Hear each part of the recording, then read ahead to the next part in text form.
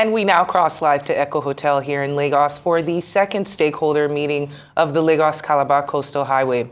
Our RI's correspondent, Leila Johnson-Salami, is there with updates. Good to have you this afternoon, Leila. Thanks for joining us. Can you give us an update on what has transpired in the last couple of minutes, if not hour? Good afternoon, Hawa and Vimbai. Lovely to be with you too. So this is the second stakeholders meeting for the Lagos-Calabar Coastal Highway that took place today. Most people got notifications about this happening just yesterday, and quite a lot was announced. First of all, the Federal Minister of Works has announced compensation for businesses and people located within the first 3 kilometers of the coastal road so far. Compensation to the tune of about 2.75 billion naira. There were also changes to the alignment of the road, which was also announced today. Now, if you recall, with all of the demolition that's been going on at Landmark Beach, what was initially expected was for the road to veer left and join back onto Water Corporation Drive. However, what's happening now is the road is going to be divided into 2. The route going towards Calabar is going to be on one side, and the route coming towards Lagos is going to be on the other side. Now, this is going to cut across several businesses, but the federal government claim that this is the best way to do it without causing with minimizing damage as much as they can. However, there are still many businesses affected by this new decision, including more beach tourism sites like the Good Beach, like Sol Beach, and also communities a bit further down, like Okun-Aja, for example. I'm actually joined now by a member of the Okun-Aja community who today expressed how aggrieved he was at the decision by the federal government to change the original alignment. Sir, thank you very much for joining me. What are your thoughts on the new alignment that's been announced? We are not happy with the new alignment. Originally, there is a plan from the Lagos state government. The coastal road has been planned as far back as 2006. So I don't know the reason why should the Federal Ministry of Works now come and have a new alignment in which is going to affect the whole community of Okun-Aja. Someone from your community mentioned earlier in the stakeholders meeting that the new alignment is also just going to run through several ancestral homes. Yes. So can you expatiate on this a bit more?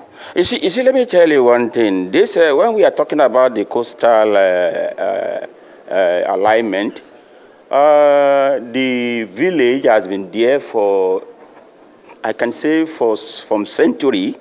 And now the village is now going to be furnished with this new alignment, which is not okay for us. We are not happy with it. So what are you expecting the federal government to do now? We want the federal government to maintain the usual place which the Lagos state have already approved for the coastal road. And if the federal government don't do that? They don't do it. We have a new alignment now, which... No, I'm asking, if they don't maintain that original alignment that you want them to maintain, what will your response be if they don't? We don't know what's going to happen when our village is going to be no more existing.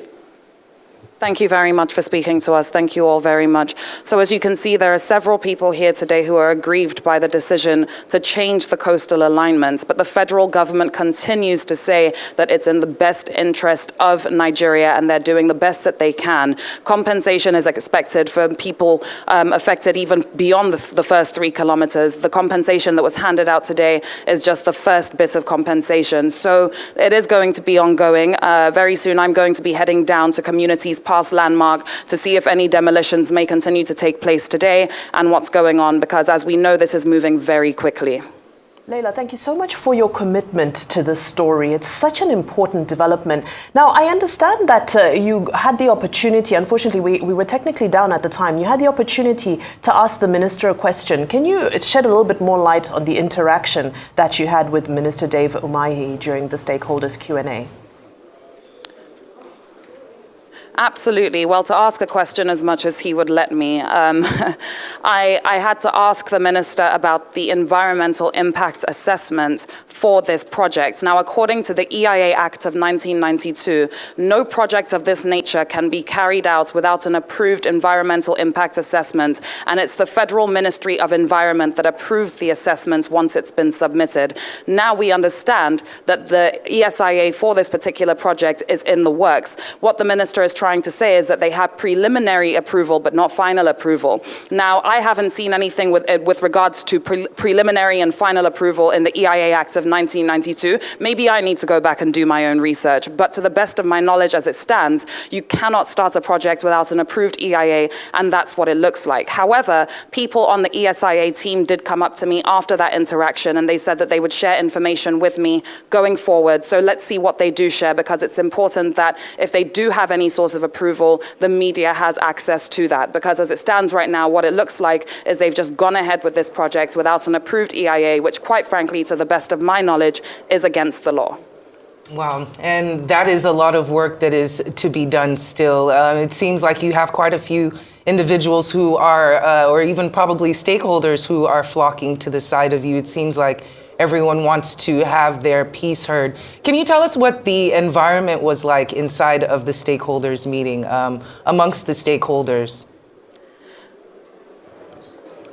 Well, it was very full in there today. A lot of concerned people expressing their thoughts. You know, there are a lot of ancestral homes that are going to be damaged, communities that have been in certain locations for hundreds and hundreds of years. And one thing the minister said, he said to someone who expressed their worries was, "Are you living in the past?" And I didn't think that was the kind of response that you should give in a situation where people are talking about their ancestral homes being taken away from them. You know, at the end of the day, when it comes to big projects like this, and let me reiterate, it is very important for Nigeria to have a coastal highway. We are a coastal nation, and it's very, very important for us to develop this road. But what's equally important is how we go about it. You know, they keep on saying, they being the federal government, that they're putting a human face to this project. From what I saw in that room today, yes, they have given compensation out, which is great, you know, but from what I saw in that room today, you could tell that there are a lot of people who are going to be affected by this in ways that money can't necessarily solve. And what exactly is the government going to be able to do about that?